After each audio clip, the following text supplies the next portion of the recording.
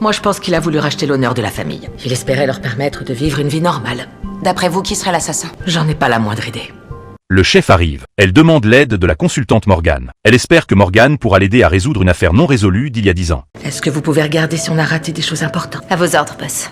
Et Morgane n'a eu besoin que du temps d'un repas pour découvrir la vérité.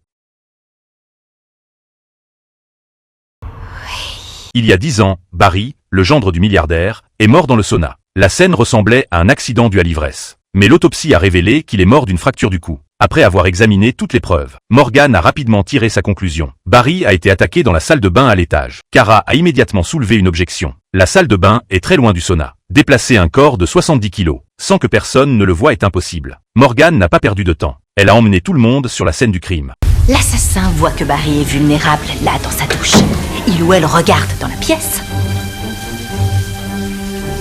remarque un sèche-cheveux et se dit « Je sais ce qui pourrait avoir l'air d'une crise cardiaque à l'autopsie. Une électrocution. »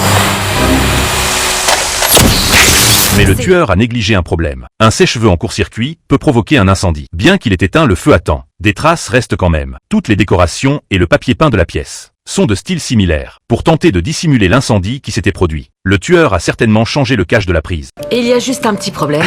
Parce qu'il y en a qu'un seul. On ne pouvait déjà plus se faire électrocuter par un sèche-cheveux à l'époque. Il y a des sécurités depuis longtemps. C'est vrai.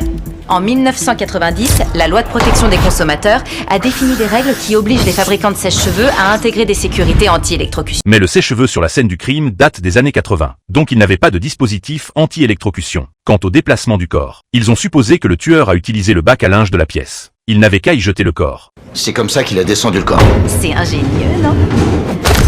C'est comme ça que le cou de Barry a été brisé. Les vêtements des autres membres de la famille étaient dans la buanderie. C'est ainsi que le sang s'est retrouvé sur eux. Donc le tueur n'avait plus qu'à transporter le corps jusqu'au sauna, poser une bouteille de vin vide à côté, et monter la température au maximum. Et le thermostat pour la cuisson. Ainsi, chaque personne dans la maison pouvait être le tueur. Sauf le milliardaire décédé quelques jours plus tôt, c'était impossible. Car il avait subi une opération de la hanche il y a quelques années. Il ne pouvait pas déplacer un corps aussi lourd. Donc Morgane et son équipe ont apporté un mannequin sur la scène du crime. Tout le monde dans la maison était très occupé. Ils se sont facilement faufilés aux funérailles du milliardaire. La scène correspondait parfaitement aux déductions de Morgane. L'intérieur de la prise avait bien des traces de brûlure.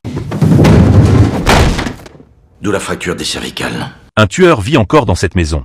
On sait qu'un membre de cette famille est un assassin. Reste à découvrir lequel.